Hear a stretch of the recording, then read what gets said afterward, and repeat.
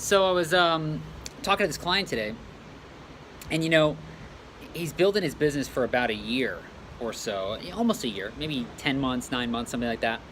And it's one of those situations where, it's funny because when I first started in business, it was kind of a similar thing. Like when you first get started, I mean, it's like sometimes you get a little bit scared. You just like, you almost sort of just like retreat and watch Netflix and like, distract yourself from actually doing any work. And then what I find funny is this, right? Whenever you go and tell people what you're doing, you have to come up with some story, right? Because you can't just say, oh, I'm sort of not doing anything, or I'm just watching Netflix. So you have to be like, well, I'm thinking about hiring, my sister, or I'm thinking about hiring my friend. You kind of have this spiel. Oh yeah, so you have this sort of spiel. But that's kind of what I love about what I do, is that I get the chance to talk to so many people that are building, their own business and building their own accounting firm. And I asked them the real details. Okay, so what did you do in total sales for 2016 or 2017? What did you do for total sales so far this year? And I think the person that I was talking to did like less than 5,000 in sales last year and 7 or 8,000 in sales so far this year. Which is just, that's not even a business. That's just a fucking hobby, right? That's literally nothing. There's nothing going on there. So why are we hiring somebody, right? I was like, what are you talking about? I was like, there's no one to hire here. There's no one to like work with. Like there's nothing going on.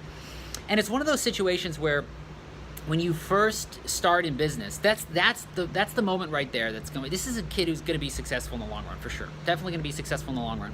But the question in his situation is like, do you want to be successful now, or do you want to wait 10 years and lose out, right, on not just the income, but the enjoyment, the growth of actually learning new things, actually working with clients? And he actually had a couple of clients, right? So, and he said, oh, I'm just getting bogged down in all the work. I said, how much work could we be getting bogged down in? There's not even $10,000 worth of sales. There's no work. I said, what you're doing is you're taking these low-paying, crappy clients, and it's like a sponge, right? If you've ever put a sponge into like a sort of a bucket of water, just the sponge kind of expands and soaks up all the water. That's kind of what happens when you have sort of crappy clients, or you're not really doing a lot. Whatever you're working on, it just expands to take all of your time. But I thought it was just so fascinating because he's a nice guy, right? There's nothing wrong with him as a person or anything.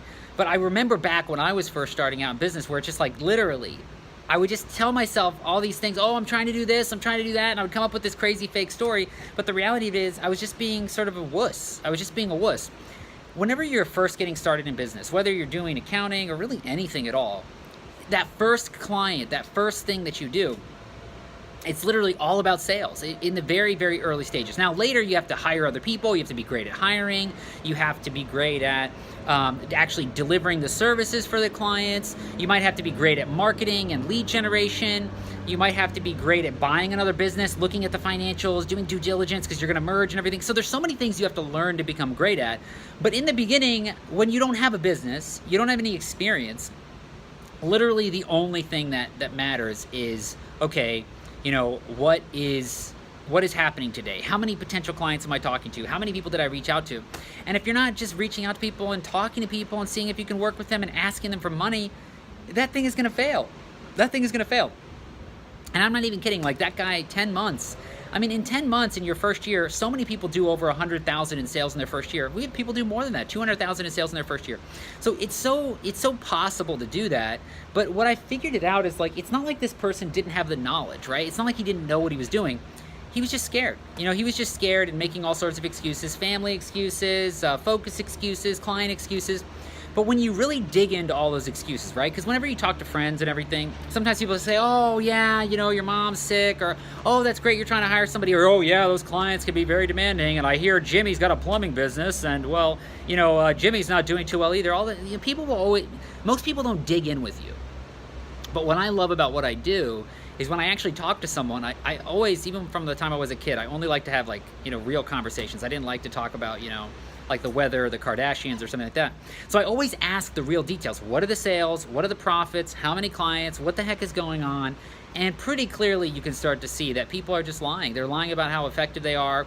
And it's not that they're lying because they're bad people. It's just they're lying to themselves, right? They have this lie that they tell themselves, which is palatable, that prevents them from admitting that they're not working that hard, that they're not really pushing, that they're not taking the next steps, and at the end of the day, it's massively holding them back. So, I mean, just think about it. Put the best thing I could say to anybody in this situation where you have crappy clients or low-paying clients, you might not be doing less than 10,000 a year. Let's say you're doing 40, 50,000, 70,000 a year, but you want to be doing a lot more.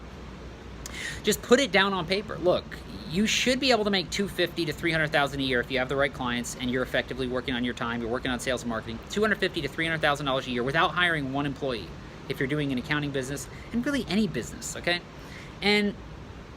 But if you're not doing that, write down, okay, how many clients do I have? How much time am I spending on them? How much am I being paid? You know, gut check your hourly rate, right? It should be about $250 or more. You know, people I talk to, sometimes they're making, like a bookkeeper making $65 an hour. $65 an hour, it's like, dude, you can't even answer an email for less than $250 an hour. It's just not worth your time. You have to start thinking about yourself in a different way. And so put down the numbers specifically and figure out exactly why am I not making what I should be making. And it becomes pretty clear when you look at the numbers, when you look at how many people you're reaching out to, how many appointments are you doing, you look at the sales, you look at the profits, you look at the fees per client, you can pretty clearly say whether or not you're just bullshitting yourself and you're being lazy and you're not getting done what you need to get done, or if, you know, you're really overworked or you really do have a family crisis. I mean, those things do come up from time to time, but not in this kid's situation and not in most people's situation.